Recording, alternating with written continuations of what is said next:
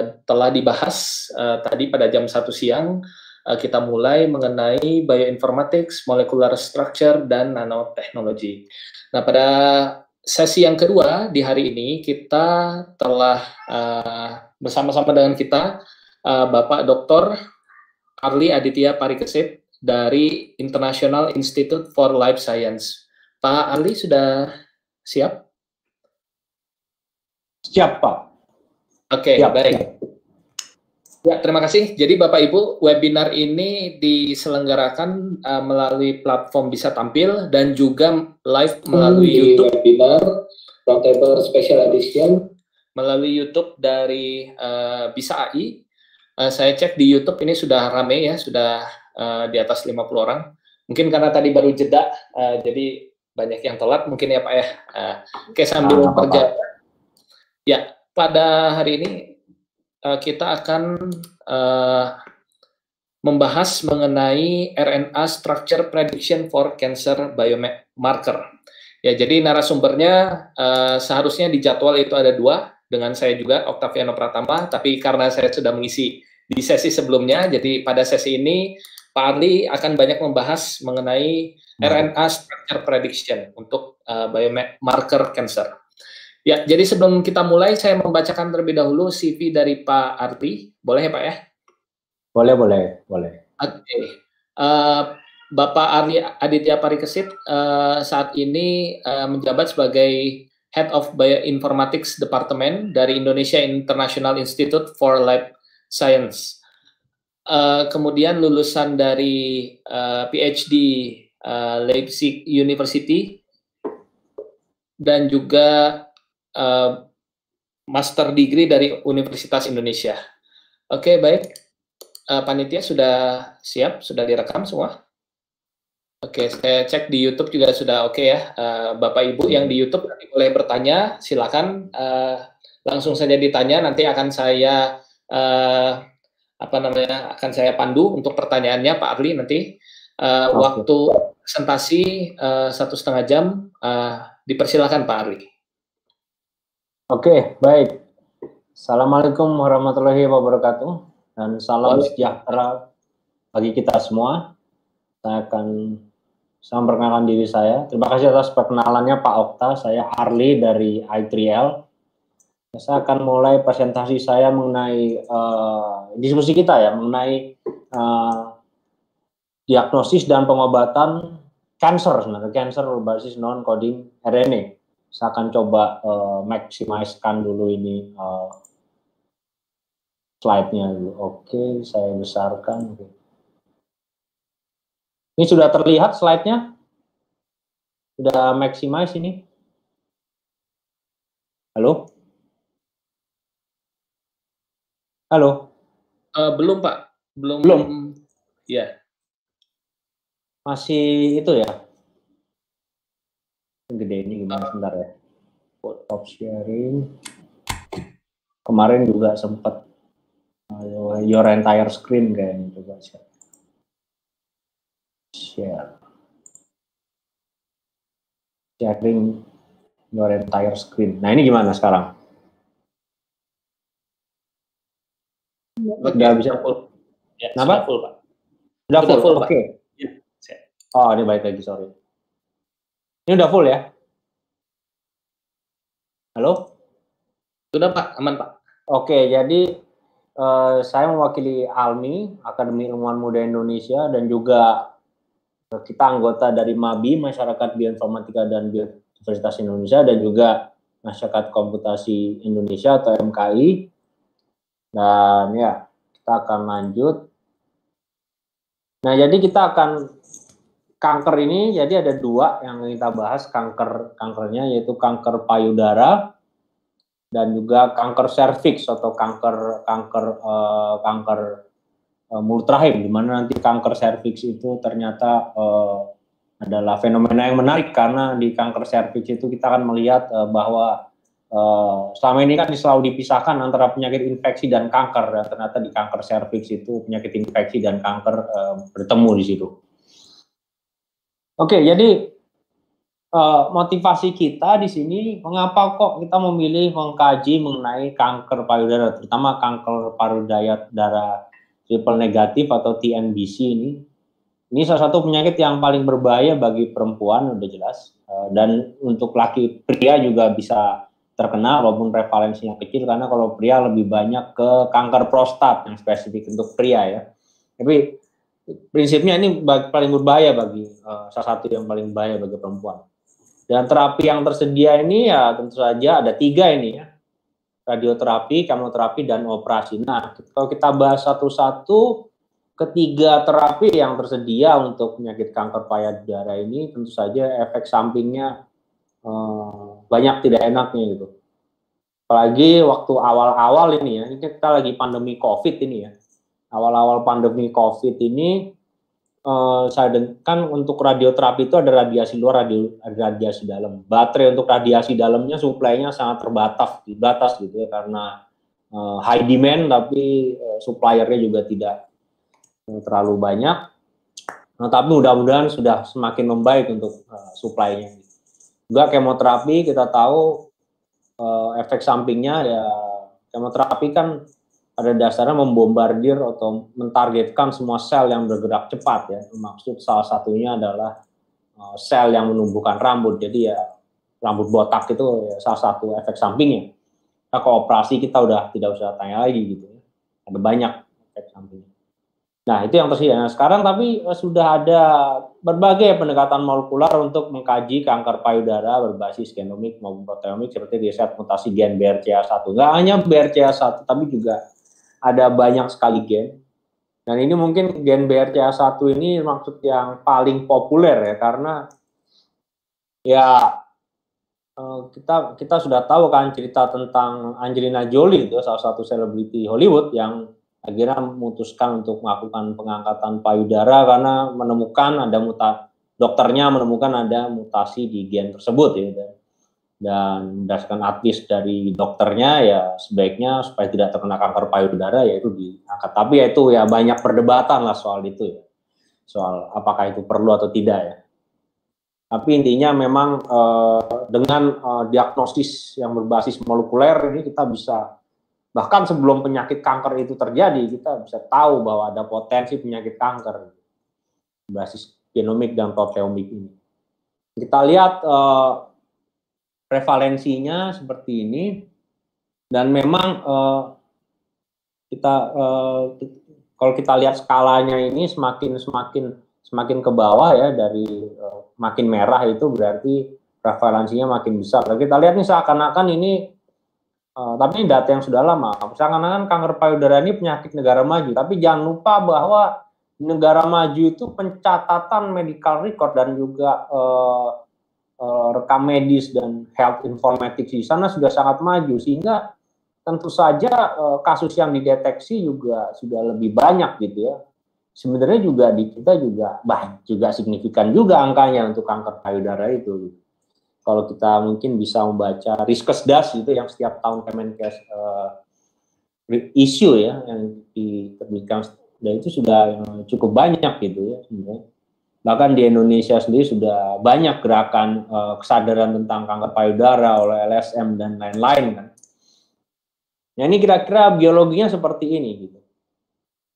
Jadi biasanya kan mamografi itu kan kalau mereka mendeteksi ada tumor, itu kita lihat di gambar sebelah kiri ada glandular tissue. Tumor itu ya biasanya masih stadium 1 atau stadium 2 ya. Nah, tapi begitu masuk ke stadium 3, dia mulai menginvasi tumor tersebut, menginvasi jaringan-jaringan di sekitarnya gitu kan. Nah, dan bahkan mulai mengarahkan targetnya ke organ lain. Dan kalau begitu sudah metastase atau stadium 4 itu, sel kanker itu masuk ke limfa dan juga saluran darah dan menginvasi bagian organ tubuh yang lain, bisa sampai ke paru-paru dan bisa sampai ke tulang dan sebagainya gitu. Dan biasanya banyak kasus memang pasien datang ke dokter tuh ya udah stadium 3 atau stadium 4, sudah tentu saja sudah sangat sangat telat gitu ya. Ini kira-kira biologi. Nah, jadi sekarang kalau kita review sejenak ya, kita diskusi tentang terutama kalau kita balik ke konteks kemoterapi ya. Kemoterapi itu kan kalau kita lihat selama ini kan kita memasukkan katakanlah bahan kimia gitu, chemicals ya. Chemicals ke dalam tubuh gitu.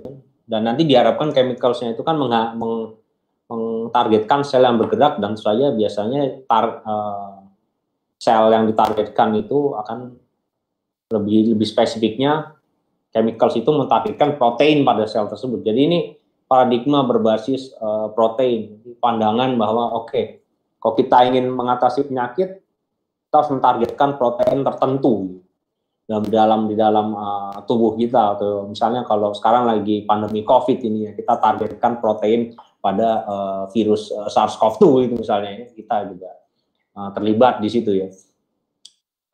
Inilah teori dogma sentral. Saya kira kalau terutama ya yang background keilmuannya ilmu kimia, biologi, farmasi, kedokteran, ya, life science ya, ilmu hayati ya.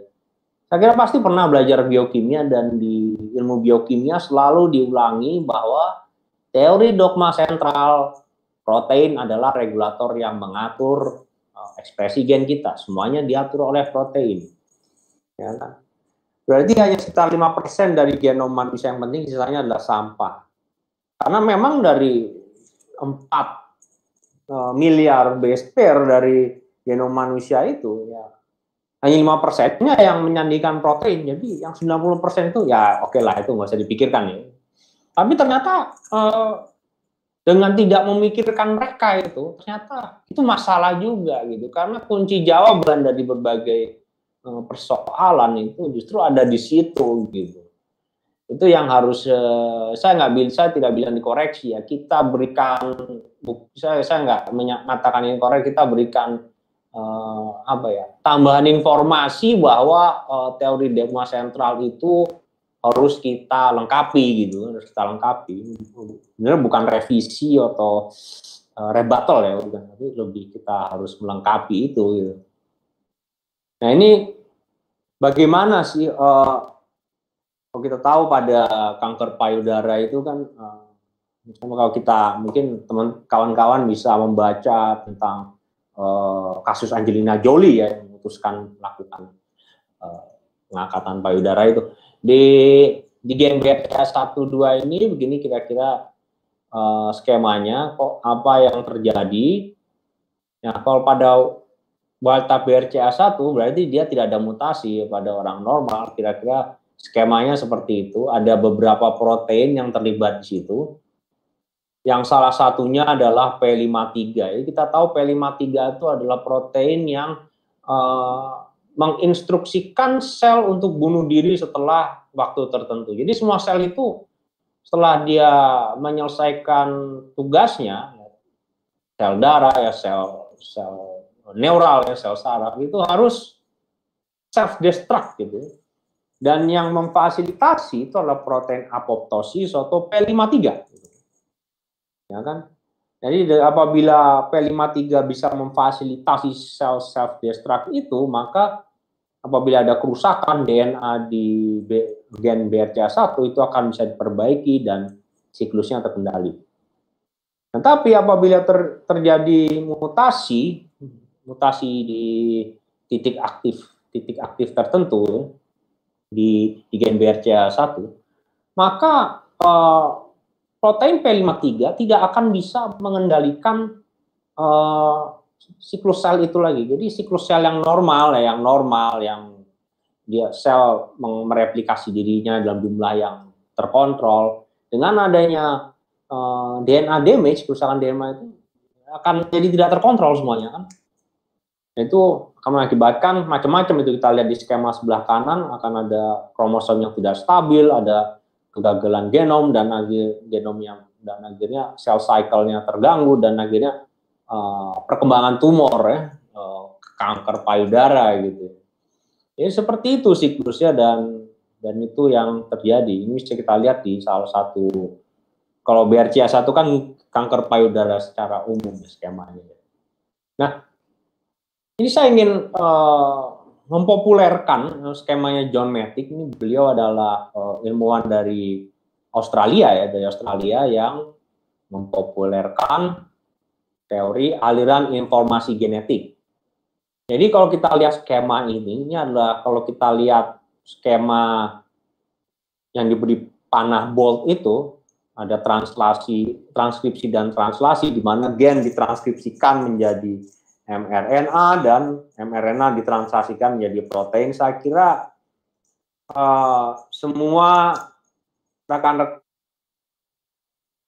sciences ya, biologi, kimia, farmasi, kedokteran dan lain-lain, pasti sudah paham dengan ini, mungkin sudah paham dengan ini ya di kuliah biokimia ya, atau biologi molekuler ya. Itu yang selalu diajarkan kepada kita. Ya. Namun kita lihat apabila kita lihat skemanya John Mattick dengan lebih luas, ternyata ada itu bagian dari sistem informasi ini yang pada akhirnya tidak berakhir pada translasi protein. Jadi setelah transkripsi ya udah selesai, tidak melanjutkan protein. Nah, itu terjadi pada intron ya. Kita bicara gen ya, itu. Jadi pada intron dia diproses menjadi non coding RNA, macam-macam itu, ada microRNA, silencing RNA dan sebagainya gitu. Dan itu juga panjangnya juga macam-macam ya, non coding RNA ada yang pendek, ada LNC, long non coding RNA juga ada juga gitu kan. Jadi dari sini kita melihat bahwa yang 95% informasi genetik pada manusia itu perginya kemana gitu, arahnya kemana gitu. Oh ternyata terjadi sesuatu di situ. Jadi bukan junk, ya kan, bukan junk gitu. Walaupun memang mungkin saya nggak bicara jangan, ada beberapa kontroversi juga ya, dalam arti ternyata ditemukan misalnya hampir 10% dari genom manusia itu ternyata berasal dari virus. Itu berarti ada parasit tanda petik yang mencoba menghijack genom kita dan bahkan bisa menyebabkan berbagai macam penyakit dan sebagainya. Itu ada, misalnya bisa kita cari literatur tentang Bornavirus gitu misalnya. Mudah-mudahan COVID-19 tidak ikut-ikutan menghijack genom kita.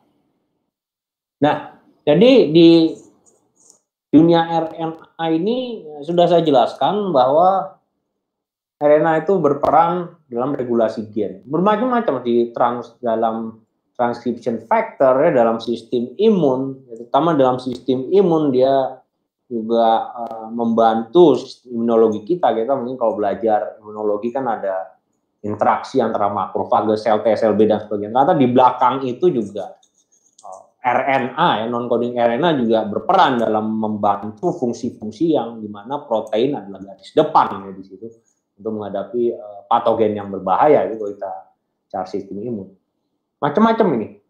Ada long non-coding RNA, microRNA, dan lain-lain. Dan bahkan beberapa ahli molecular evolution menyatakan bahwa last universal common ancestor adalah virus-like dengan inti RNA. Jadi itu nenek moyang dari semua kehidupan itu adalah luka itu ya. Walaupun kayak lagi ya saya rasa tidak mungkin lah mencari buktinya keberadaan di fingerprint dari luka ini, karena ya bagaimana caranya juga ya, karena biasanya yang ditemukan adalah berdasarkan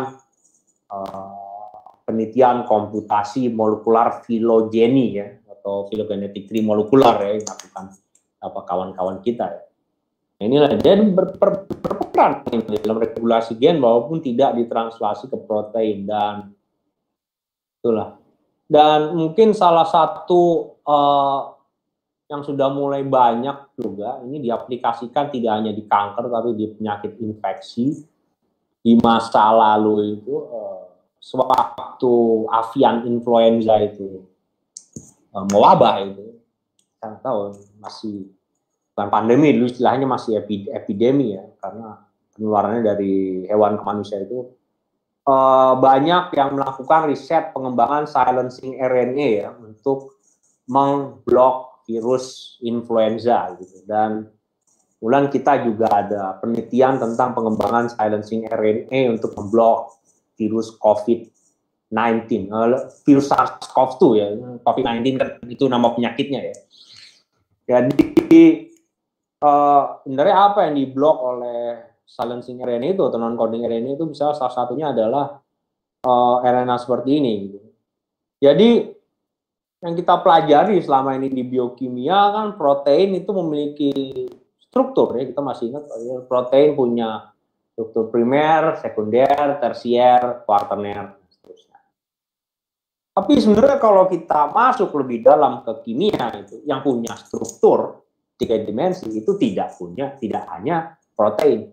Semua molekul mempunyai struktur 3 dimensi. Semua, mulai dari katakanlah apa, air. Kalau teman-teman yang belajar yang meneliti soal density functional theory di FT itu, air pun punya struktur 3 dimensi.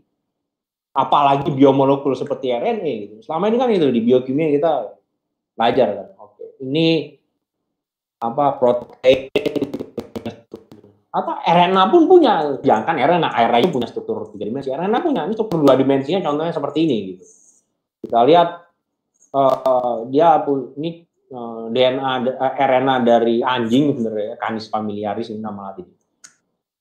Ini salah satu contoh aja. Jadi kita lihat di contoh RNA-nya ini ada bulge-nya apa sih, ada jendolan-jendolan gitu ya.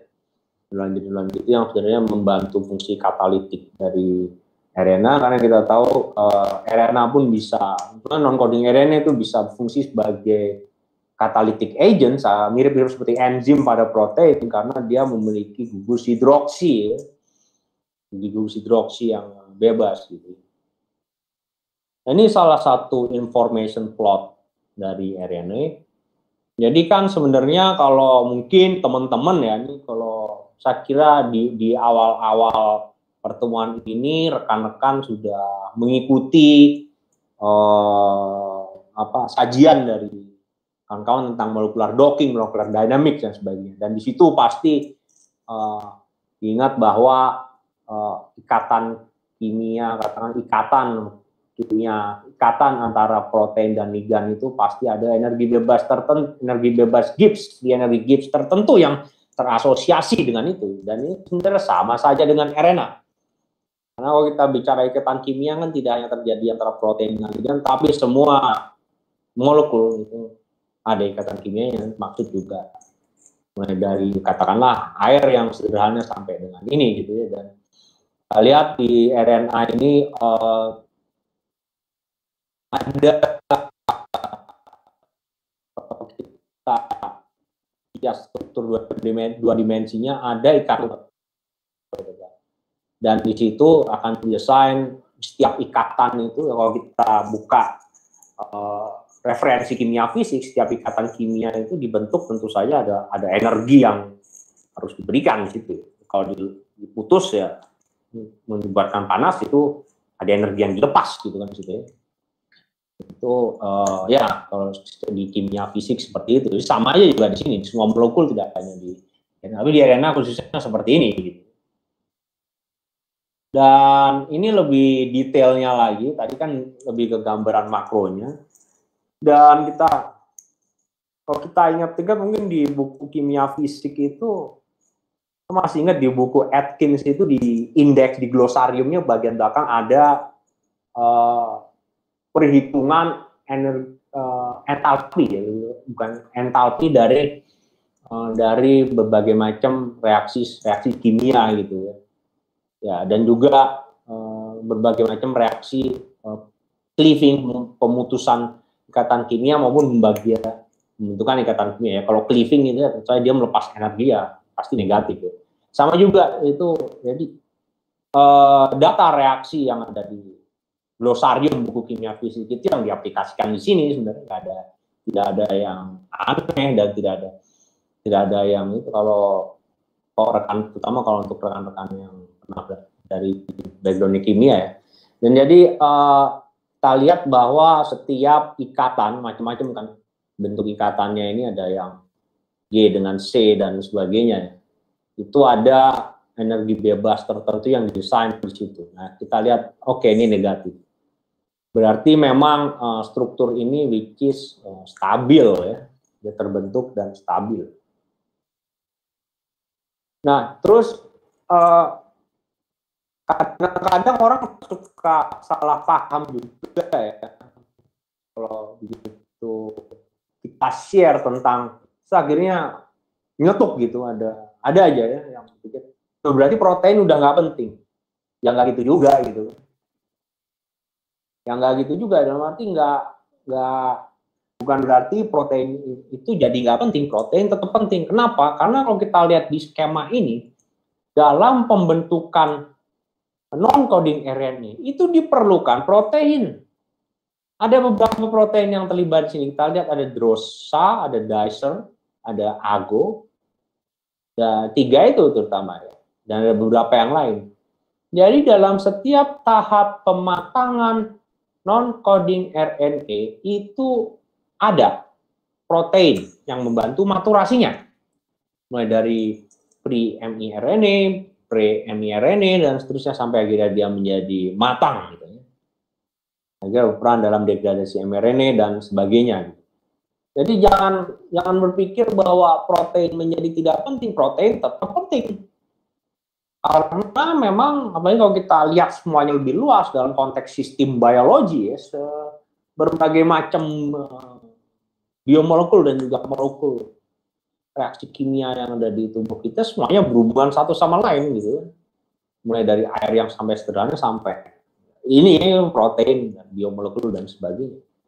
Kita nggak bisa melepas, kalau dalam perspektif sistem biologi, kita nggak bisa melepas satu komponen yang menganggap hanya komponen lain yang penting. Itu nggak bisa, itu seperti itu. Ya sistem itu akan, organisme itu akan rontok. Suatu konstruk dari dalam konteks kompleksitas itu akan rontok semua. Karena nggak bisa kita memandang masalah secara reduksionis itu. Tapi sekarang kenapa kita meneliti di sini? Ya, kita meneliti memang hanya aspek tertentu di sini, which is non-coding RNA, karena tetap dengan kesadaran bahwa protein itu penting gitu.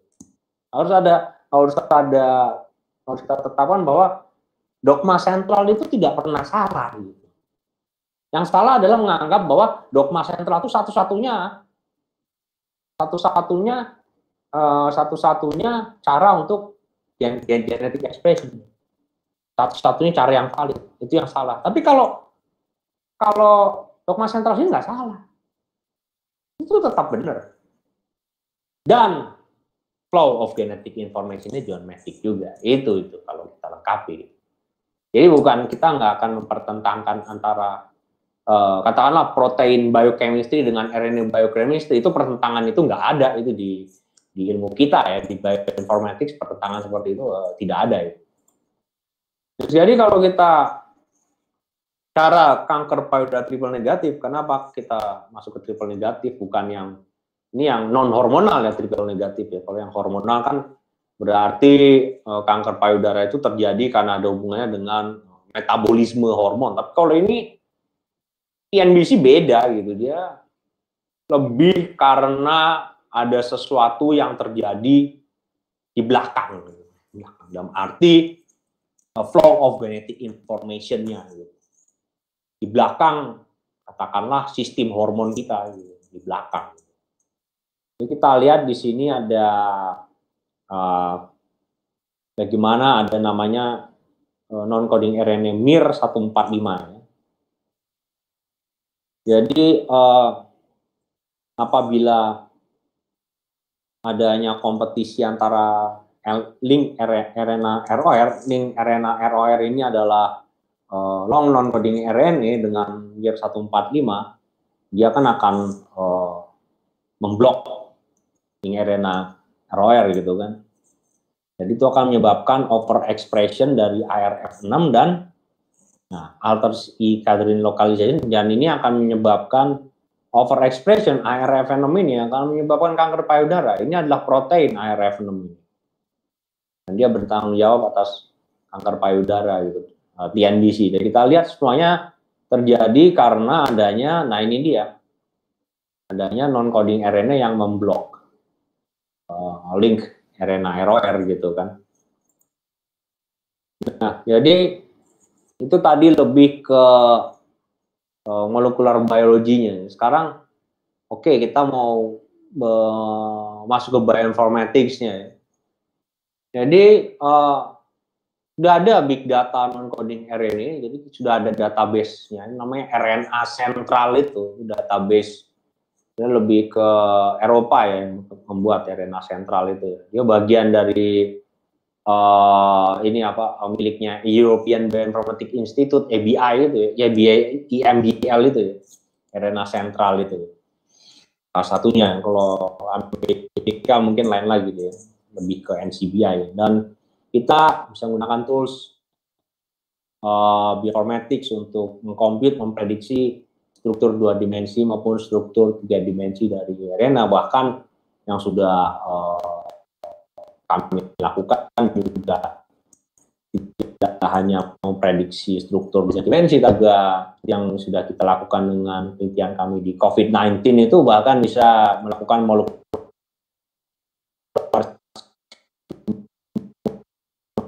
sampai docking, jadi bisa sejauh itu, walaupun tentu untuk kalkulasi motion hal software khusus ya, kita nggak bisa katakanlah gitu kita langsung pakai Autodoc langsung kita pakai, itu nggak bisa gitu juga, nggak bisa gitu.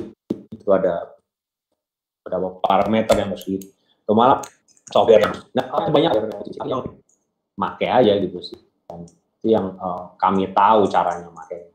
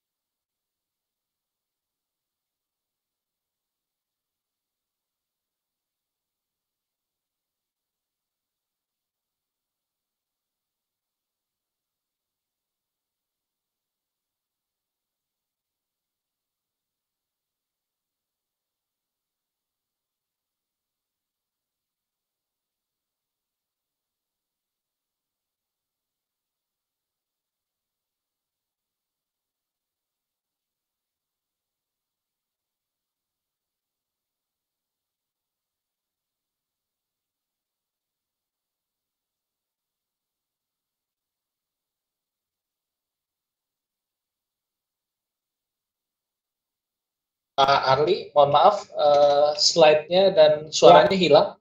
Sudah, nih, udah balik lagi. Halo?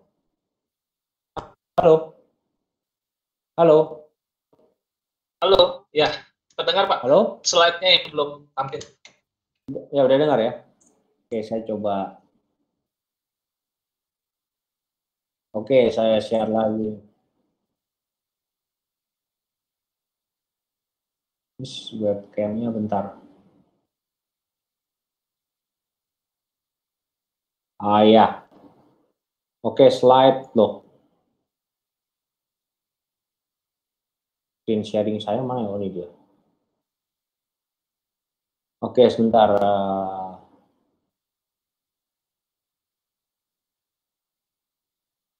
Bentar. Kelihatan ini? Dynamic programming-nya kelihatan? Halo? Belum, Pak. Halo? Belum? Belum. Oh, kemarin. Bentar. Mana nih ya kok? Menunya hilang ya? Yang buat screen sharing ya, bentar. Ini buat jadi full screen. Oke. Sorry ini ya. Nah, ini dia share your screen-nya.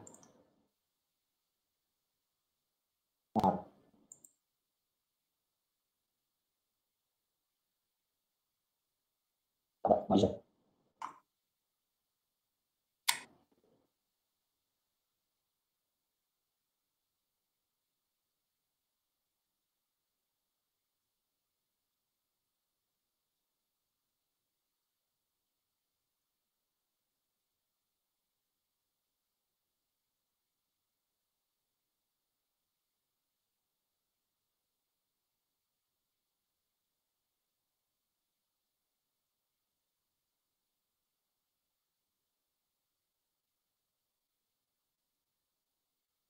Halo, Pak Arli, suaranya masih mute.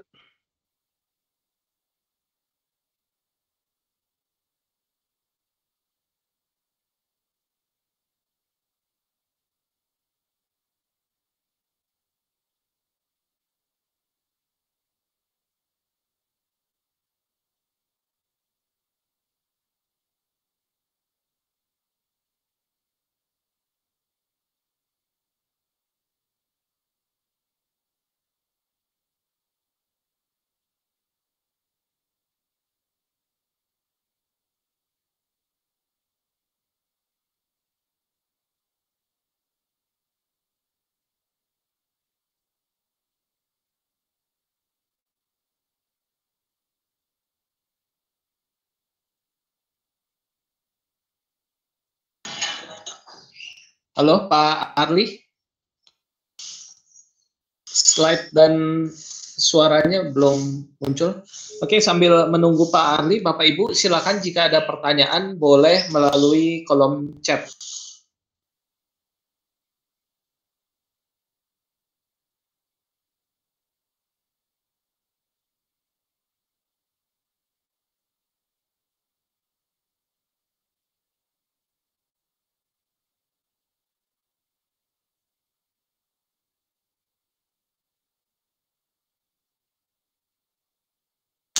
Halo, udah dengar? Halo, Halo? ya Pak. Udah? Oke, Ya. coba saya share screen sekarang. Nah, ini harusnya webcam entire screen.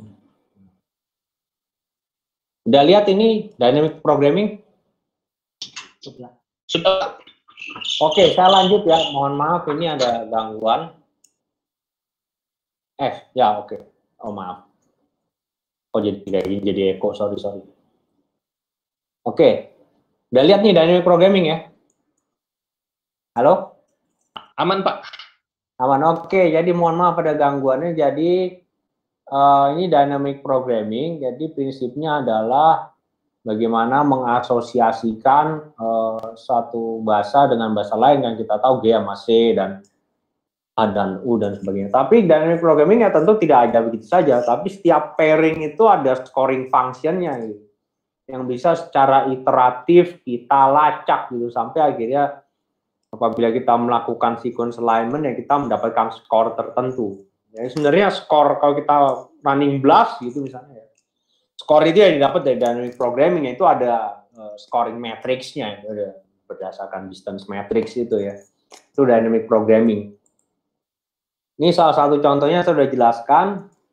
Jadi kalau untuk RNA itu ada beberapa recursive definition-nya, ada yang pair, unpaired, yang I, unpaired, yang J, ada bifurcation. Dan ini adalah pola yang banyak ditemukan pada non-coding RNA secara umum gitu.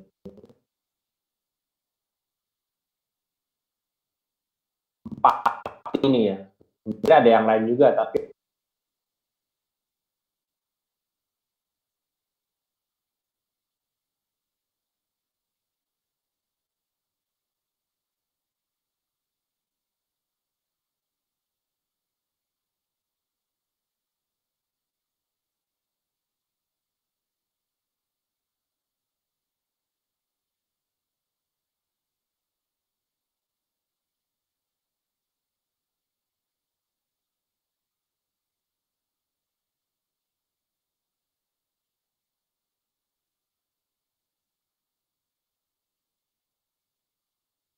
Mohon maaf Pak, Pak Arli, suaranya hilang.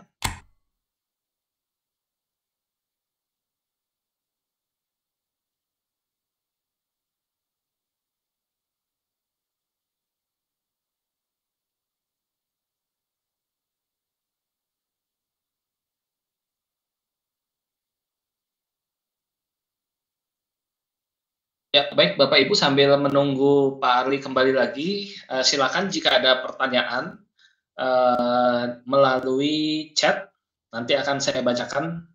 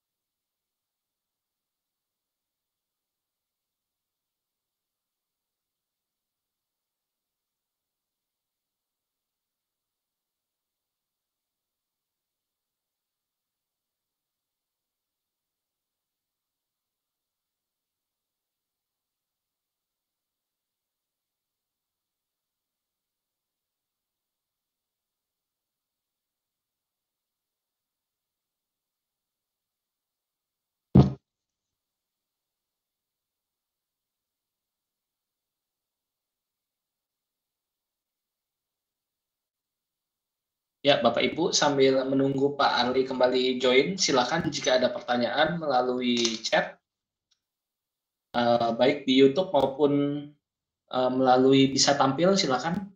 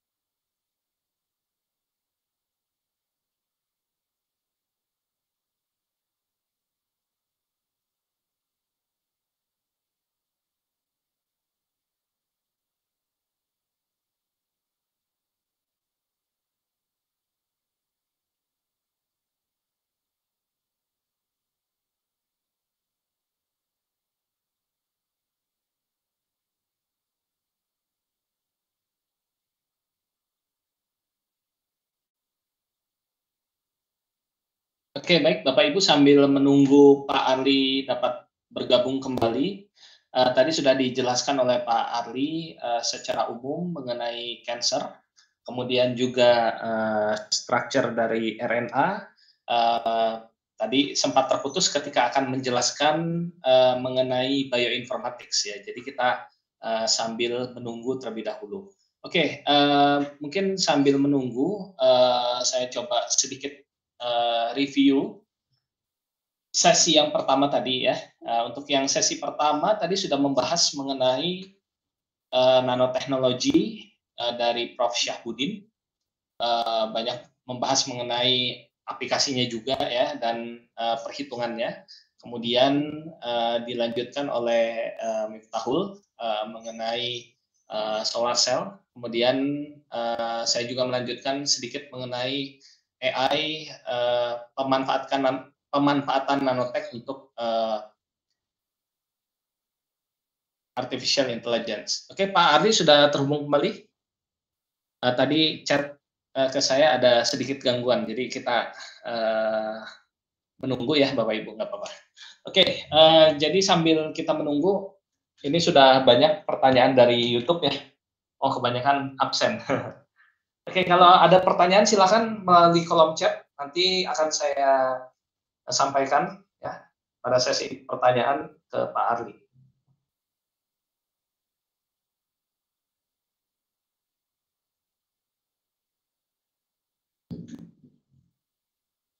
Ya, Bapak Ibu, jadi sambil menunggu, pada hari ini kita memang sengaja membuat roundtable special edition yang membahas mengenai bioinformatics, molecular structure, dan nanoteknologi. Saat ini sedang memasuki sesi yang kedua. Ya. Sesi yang kedua ini ada narasumber dari Pak Arli, ya, membahas mengenai RNA structure prediction for cancer biomarker. Jadi ada beberapa Bapak Ibu yang baru join. Ini pembahasannya sampai dengan memasuki bioinformatik tadi ya. Oke, sebentar saya coba call lagi.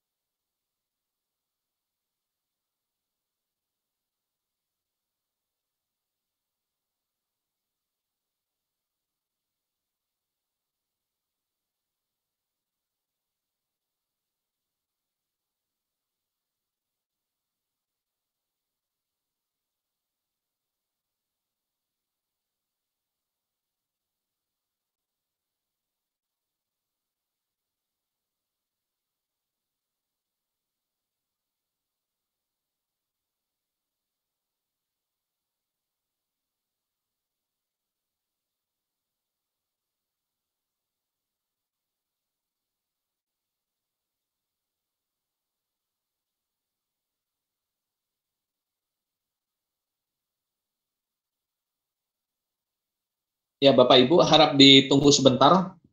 Ada trouble di masalah koneksi, Pak Arli. Sebentar, sedang kita hubungi.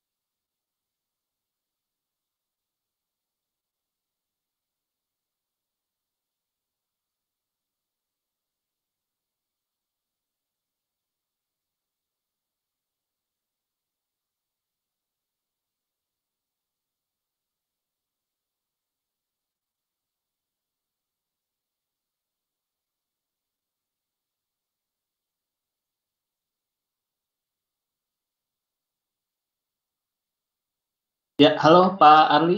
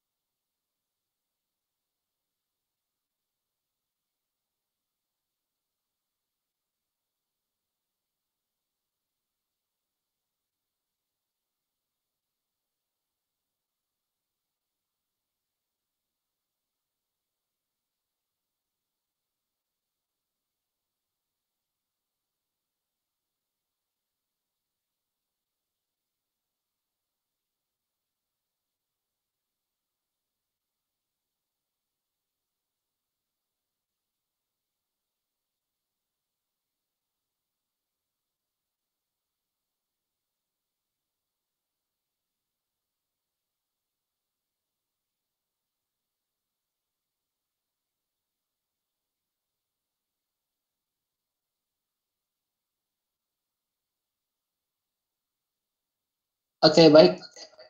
Sambil menunggu Pak Arli.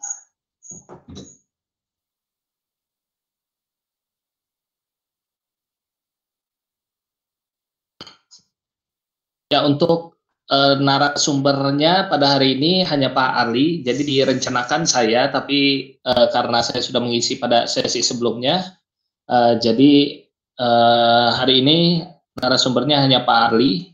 Diharapkan kita bisa diskusi lebih detail ya. Jadi Bapak Ibu boleh pertanyaannya silakan saya coba forward ke Pak Arli. Ini baru aktif sebentar. Oh ya, info dari Pak Arli mohon menunggu.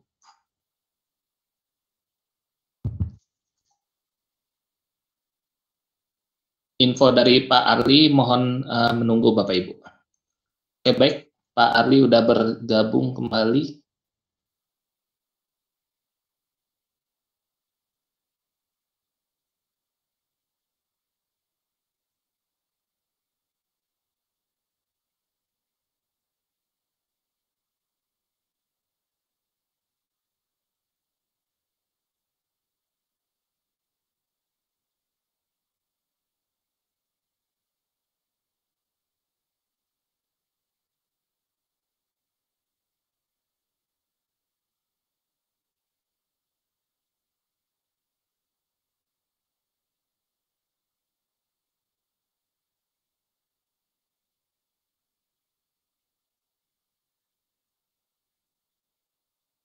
Halo, halo, halo,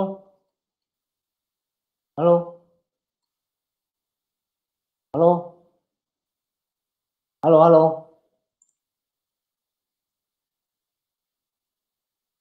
Halo.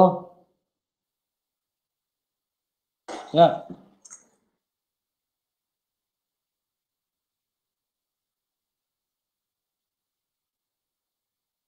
Bentar.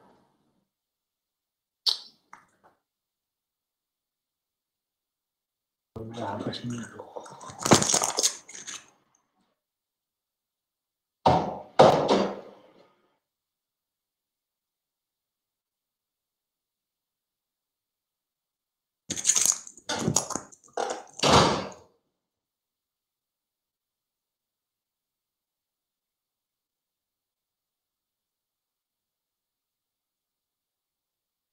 Halo, ya. Saya mulai lagi ya. Tadi sampai mana sih? Oke Pak, sampai memulai bioinformatik tadi. Bioinformatik gimana? Masih di slide awal ketika proses coding. Bentar. Slide-nya belum muncul Pak. Share my screen.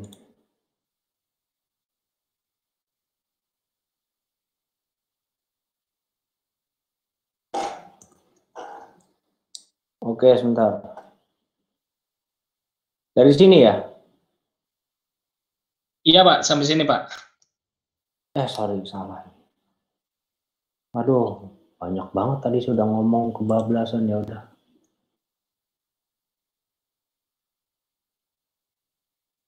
Ini ya, dynamic programming ya? Iya betul Pak, sampai sini. Oke, jadi udah lihat nih dynamic programming ya? Halo? Halo? Iya Pak, betul Pak. Halo, betul Pak, sampai situ. Ya, jadi di dynamic programming kita lihat, tadi saya udah, jadi kita lihat bahwa ini ada matriks antara guanin dan sitosin ya bergabung ya satu dan ada scoring function yang terasosiasi dengan dia, dan ini ada beberapa recursive definition yang terkait dengan scoring functionnya. Kasih tahu diskon. Jadi ini dynamic programmingnya, jadi ada tahap inisiasi, rekursif dan traceback. Ini saya langsung aja. Ini untuk homologi modelingnya kita ada target sequence. Jadi kita lihat bahwa template structure-nya dia menempel dengan template structure dari RNA ya. Kemudian ini VNA-RNA package kita akan bahas.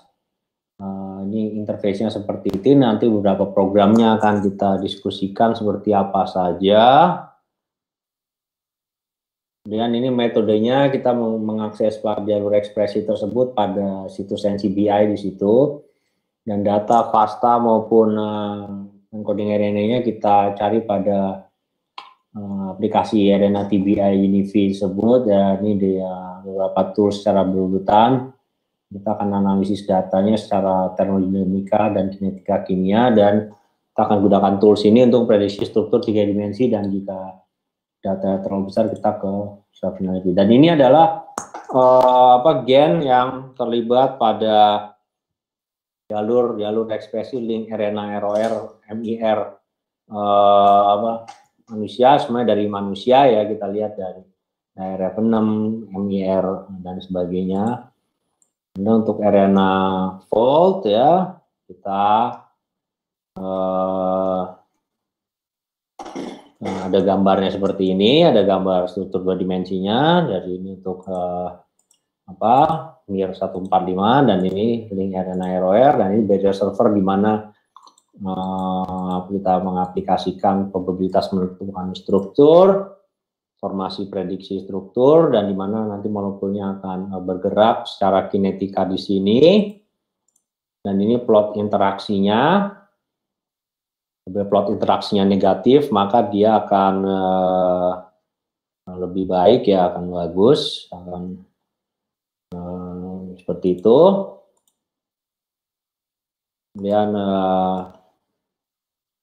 setelah kita menggunakan RNA-seq server ini untuk menemukan sequence silencing RNA, link ROR, kemudian kita temukan sequence yang seperti ini, dengan kita temukan bahwa accessibility-nya itu ternyata delta G-nya negatif. Dan ini struktur 3 dimensinya, kita lihat ada struktur 3 dimensinya. Di sini ada ikatan hidrogennya juga.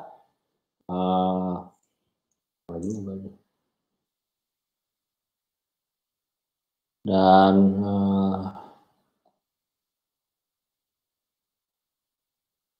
ini untuk silencing RNA-nya, untuk ARF6 dan sebagainya. Kita lihat ada ikatan hidrogennya juga di sini. Jadi summary-nya seperti ini struktur 2 dimensi. Kita bisa mendeteksi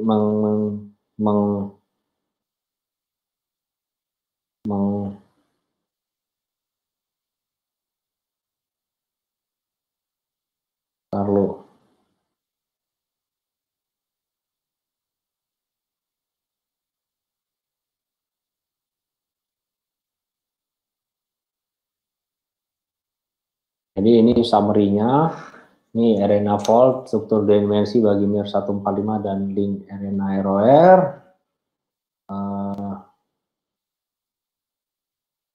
Dan ini bisa prediksi struktur 3 dimensinya. Dan saya tidak mau bicara panjang lebar, tapi intinya untuk transcriptomic based drugs itu kita lihat di statusnya, nanti akan saya kirimkan slide-nya, itu ada banyak kegagalan di sini. Jadi untuk masuk ke web-nya saya kira masih panjang perjalanannya. Nah, ini ya kita simpulkan, kita udah lakukan wet laboratory eksperimen, harus melakukan wet laboratory eksperimen, dan ini masih kandidat obat. Ucapan terima kasih. Dan saya akan masuk ke penyakit kanker serviks. Sebenarnya ini paradigmanya sama saja. Kita juga memprediksi struktur 2 dimensi dan 3 dimensinya. Jadi research background-nya seperti ini.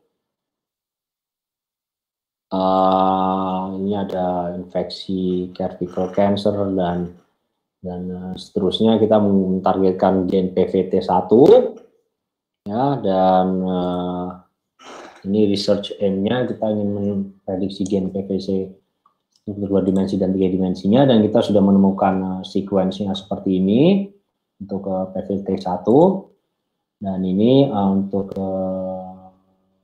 aplikasi yang harus digunakan ini untuk memprediksi struktur 2 dimensinya, untuk prediksi konsensus secondary structure-nya, RNA up dan sebagainya.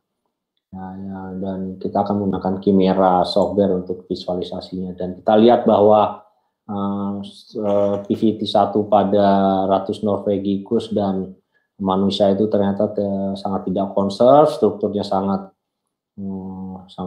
heterogen, dan ternyata setelah kita cek di sini ya struktur PVT1 manusia dan musculus bisa berbeda gitu ya.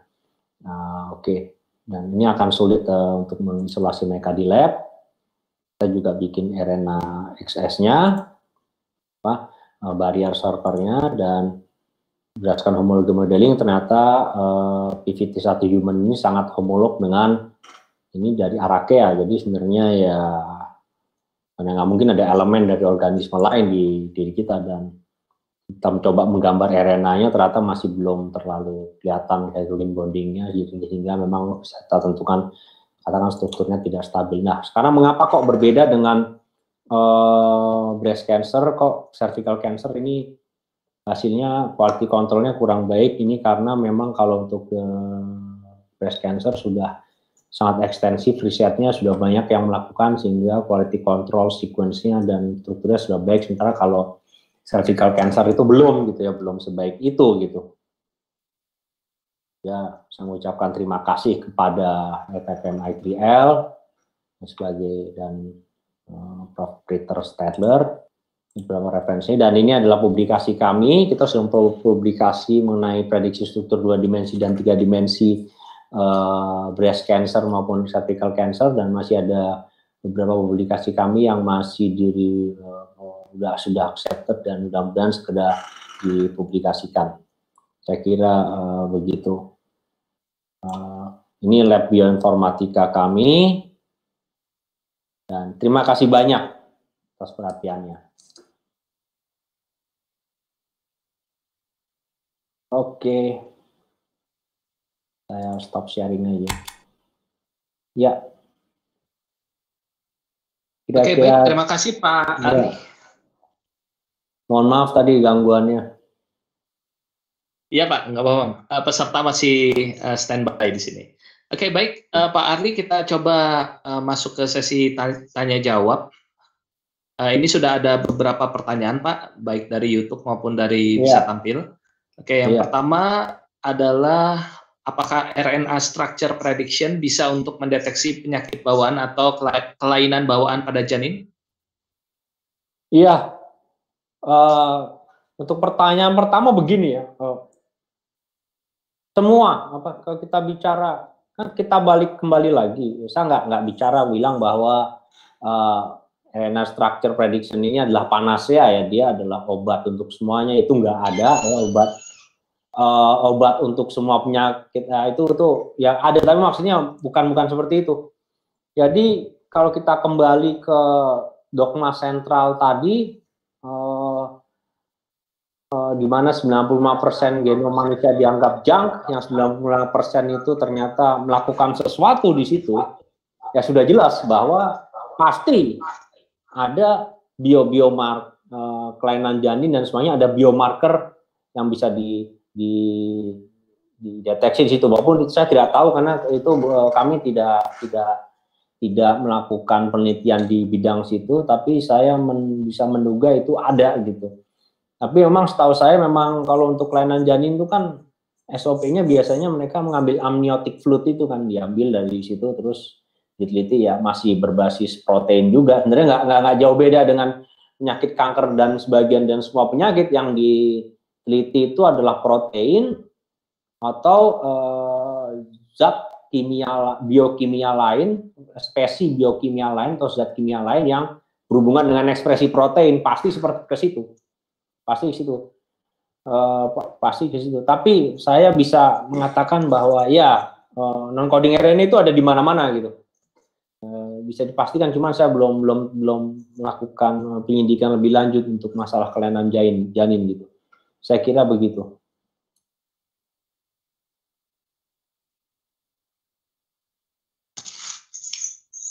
Baik, terima kasih Pak Arli. Ya. Oke, pertanyaan berikutnya, mungkin ini titipan dari teman-teman kita di Bioinformatik ya. Iya. Ini biasanya kita kalau mendapatkan data misalnya gene ya, atau misalnya microRNA ini kita dapat dari NCBI biasanya. Betul. Nah itu kira-kira Pak Arli, apakah kita bisa yang pertama mendapatkan datanya sendiri dan prosedurnya bagaimana? Maksudnya kita dapat dari sampel, dan yang kedua apakah data yang berasal dari NCBI ini bisa kita gunakan untuk riset kita sehari-hari, namun kita membuat benchmarknya seperti itu Pak. Begini ya, saya kasih contoh dengan penelitian kita di COVID ya.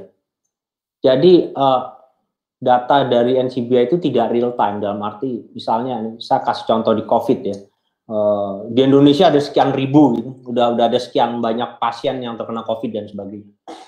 Tapi pada saat di Indonesia sudah ada prevalensi COVID ya, pada saat itu belum ada data yang disubmit ke GenBank, atau lebih tepatnya mereka nggak submit ke GenBank. Karena ada satu lagi pusat sentral data namanya GIS8. Karena ada perbedaan antara GenBank dengan GIS8. Kalau di GenBank itu kan apabila kita deposit data ke situ, perlindungan hak ciptanya kurang lah, makanya akhirnya pihak Jerman ya, Eropa tuh mengembangkan basis data GIS8 ya, dan lembaga Eijkman dan Universitas Erlangga dan Litbangkes tuh setahu saya mereka submitnya ke situ. Jadi memang mesti diperhatikan satu hal, apabila kita mendownload data dari katakanlah GenBank itu belum tentu datanya itu menunjukkan recent trend gitu, dalam arti dia tidak time sensitif, tidak selalu berhubungan dengan timing cohort gitu ya. Jadi waktu kami melakukan penelitian COVID itu kita mendownload data gen saya lupa tuh gen RDRP ya, gen RDRP ya misalnya. Itu data dari US itu belum ada, padahal di berita bahkan sudah di-announce oleh WHO, di CNN, di mana-mana Center of Pandemics itu udah di Amerika gitu, dan udah parah gitu Amerika, tapi di GenBank saat itu belum ada gitu data gen RDRP. Jadi kita ambil data gen RDRP dari Asia maupun dari beberapa negara Eropa. Jadi itu belum tentu mencerminkan recent trend gitu.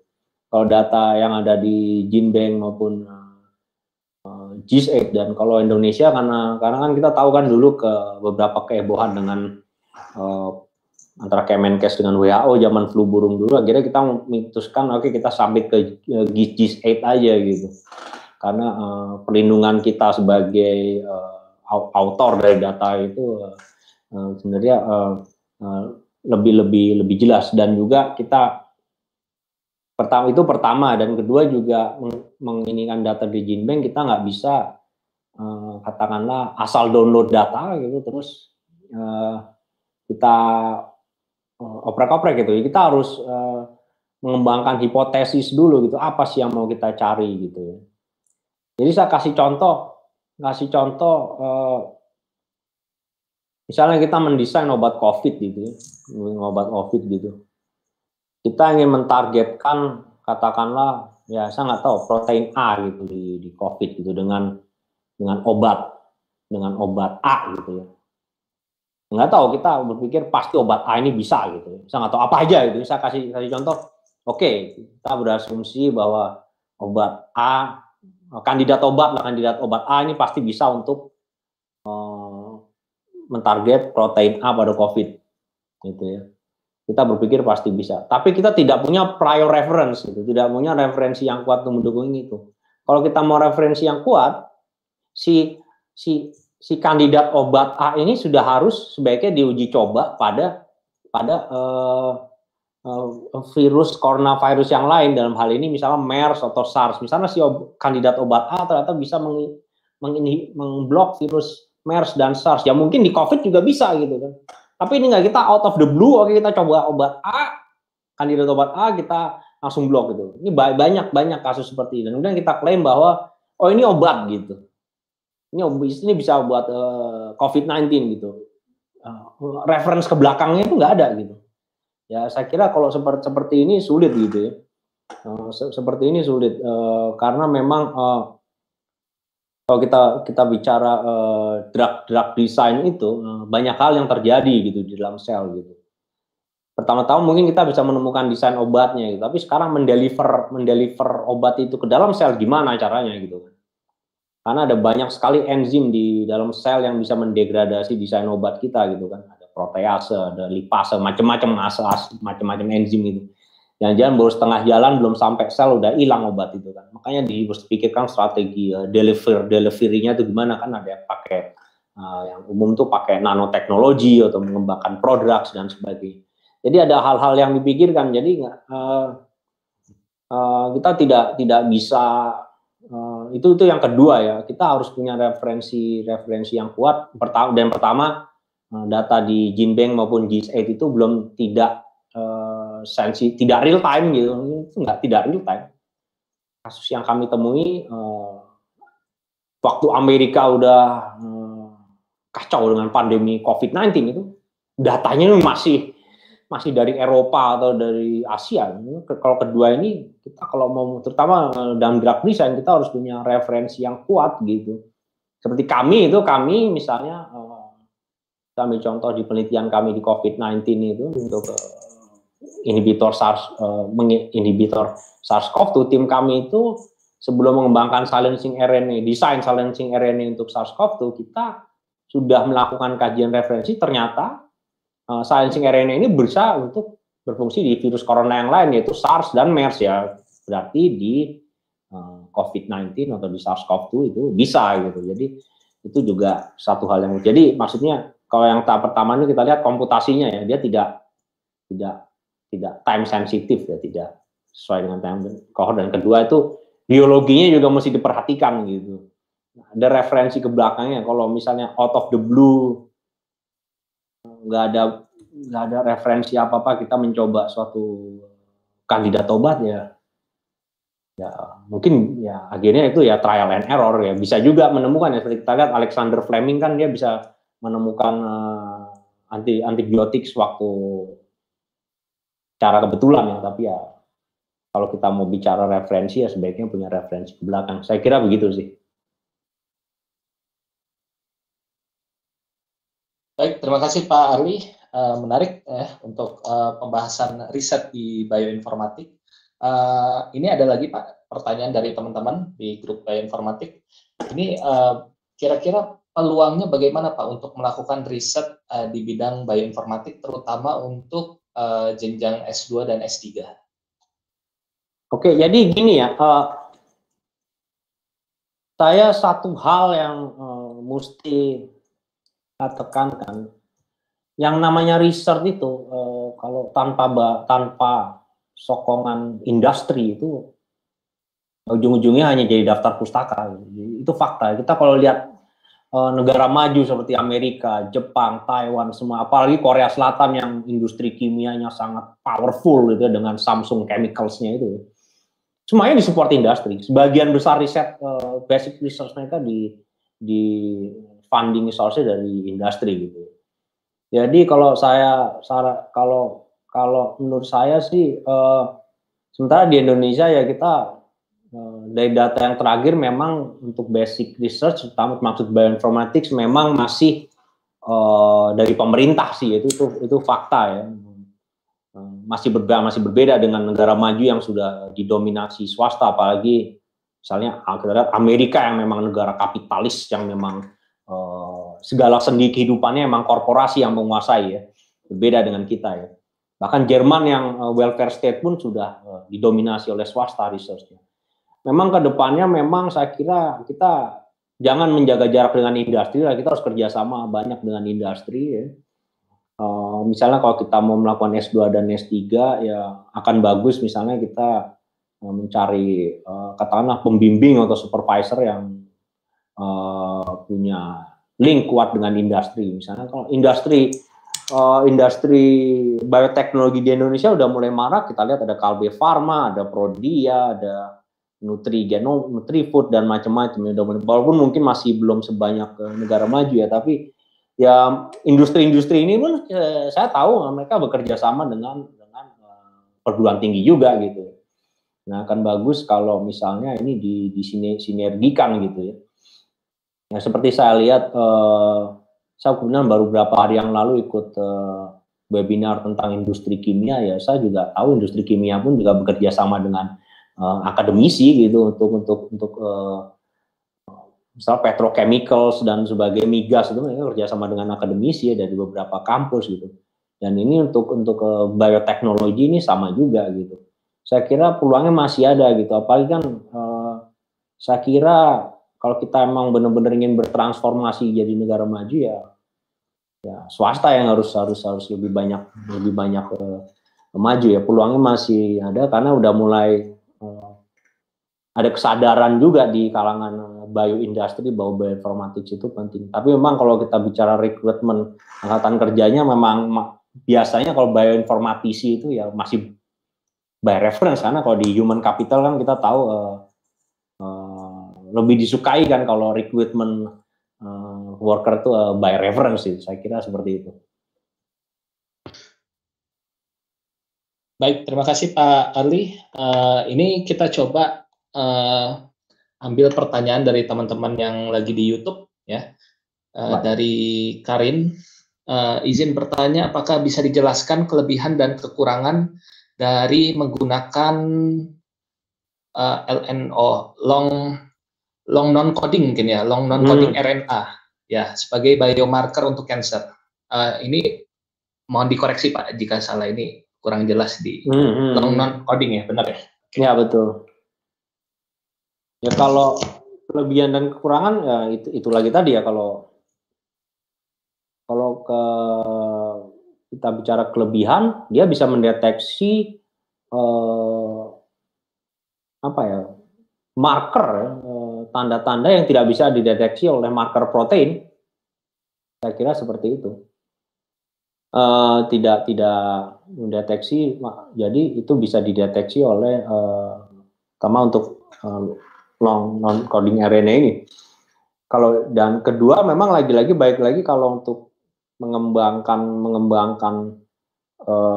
kalau untuk diagnostik mungkin tidak terlalu bermasalah sih, karena kan dengan adanya NGS sekarang ini kan kita bisa bisa mendeteksi macam-macam lah marker RNA itu ya. Jadi sudah tidak terlalu masalah. Tapi memang kekurangan masalahnya sebenarnya saya nggak bicara kekurangan sih. Apabila kita ingin top up ya, bukan men-top up ya, menggerakkan inisiatif ini ke desain obat gitu.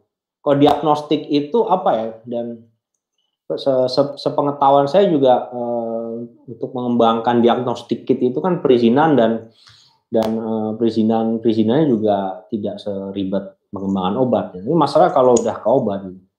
Kalau kita bicara pengembangan obat itu jangankan yang berbasis RNA yang kita udah tahu kompleksitasnya, yang banyak kegagalan di uji klinis itu ya. Apalagi protein pun juga, yang berbasis protein pun juga seperti itu.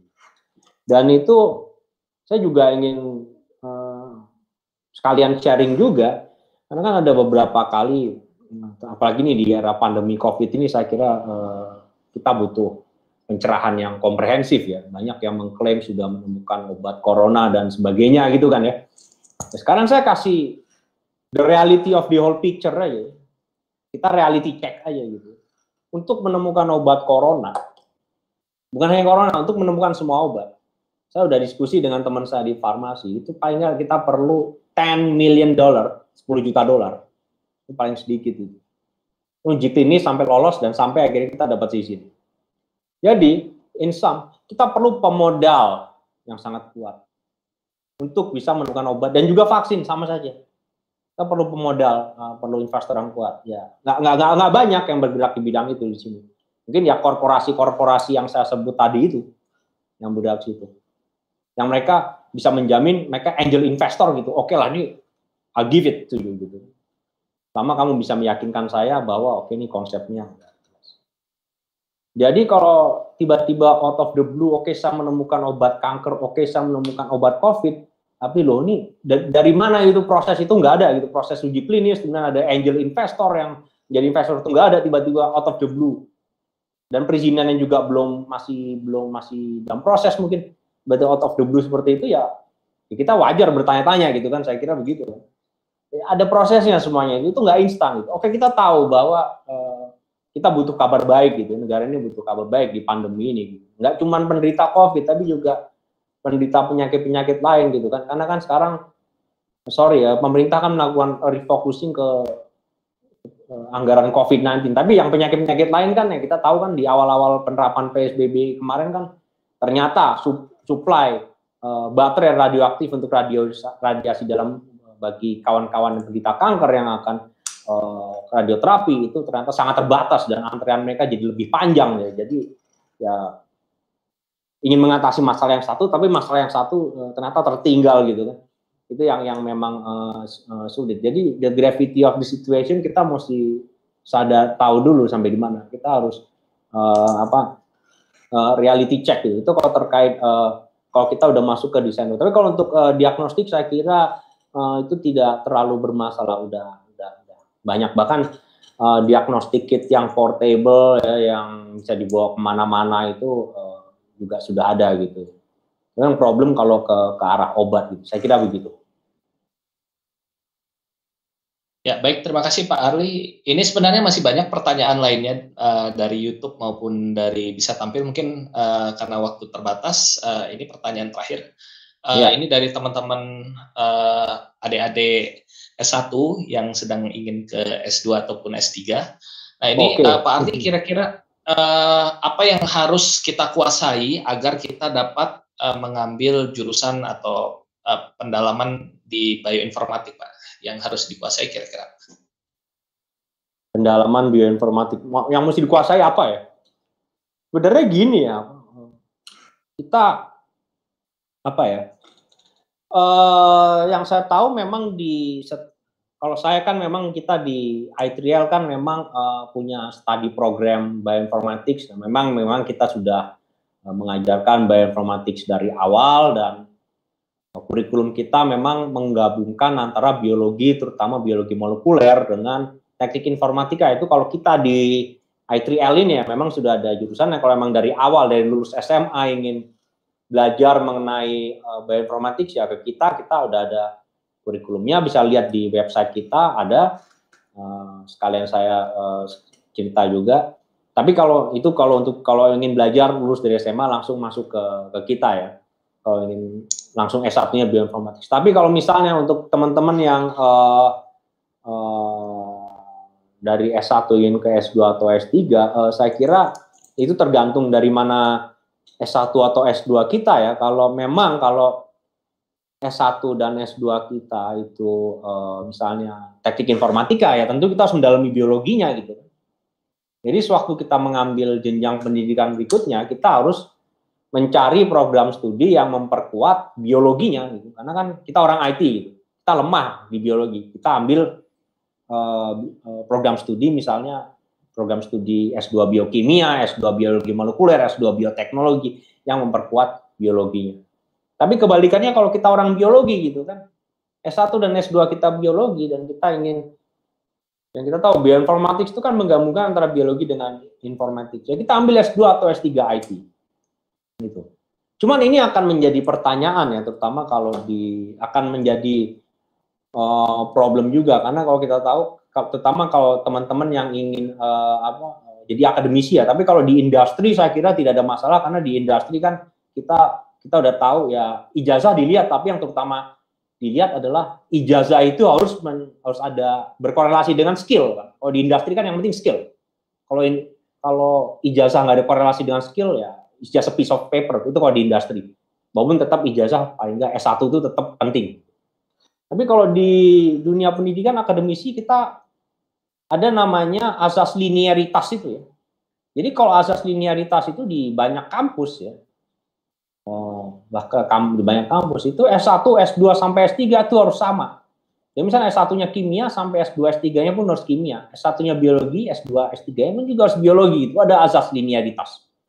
Dan kalau tidak linear itu kalau tidak linear itu jenjang karir kita akan sulit gitu. Akan dipersulit untuk mengurus jabatan struktural dan fungsional gitu.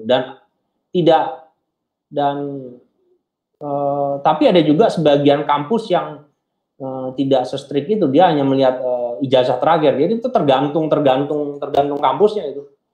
Tergantung kampus. Jadi terutama kalau untuk di industri saya kira no problem ya. No problem, you can switch anything you want. S1-nya apa, S2, S3 itu yang penting skill. Kalau mereka butuhnya skill apa, ya oke kita dalam itu. Tapi kalau di akademisi terutama di Indonesia ya situasinya seperti itu, ada namanya asas linearitas ya. Itu harus benar-benar diperhatikan itu. Saya kira banyak tulisan yang membahas soal asas linearitas itu di blog dan macam-macam gitu. Jadi kalau ingin menjadi akademisi saya kira ini harus benar-benar diperhatikan. Jangan sampai karena pindah-pindah program studi seperti itu akhirnya menyebabkan jenjang karir kita secara struktural maupun fungsional itu menjadi bermasalah gitu kan. Jadi mesti dipertimbangkan benar, dipikirkan. Tapi kalau di industri no problem. Di industri no problem. Ya, itu ya yang saya jelaskan tadi soal S1-nya biologi, S2-nya terus semua IT dan kebalikannya itu saya kira tidak. Karena kan yang di industri yang dicari kan skill kan. Ijazah itu kalau tidak berkorelasi dengan skill ya percuma gitu. Saya kira begitu. Baik, terima kasih Pak Arli atas jawabannya. Dengan jawaban yang tadi menutup pertemuan webinar pada sesi kedua ini di Roundtable Special Edition edisi keempat. Oke, Pak Arli, terima kasih telah share kepada kita mengenai molecular structure dan juga bioinformatics. Oke, Bapak Ibu juga terima kasih kami ucapkan telah join pada webinar sore hari ini. Terima kasih juga yang telah menonton lewat YouTube maupun lewat channel Bisa AI. Kita masih ada pertemuan berikutnya di malam hari nanti akan membahas mengenai fokus di molecular structure. Oke, sekali lagi Pak Arli, terima kasih telah join dan share kepada kita semua. Mohon maaf tadi gangguan Pak, aduh. Ya Pak, nggak apa-apa. Teman-teman di sini masih setia menunggu. Iya, masih setia menunggu. Terima kasih banyak ya. Iya, oke. Mungkin untuk webinar pada sesi kedua ini saya akhiri. Terima kasih Bapak Ibu telah join. Terima kasih Pak Arli. Saya tutup. Wassalamualaikum warahmatullahi wabarakatuh. Waalaikumsalam warahmatullahi wabarakatuh.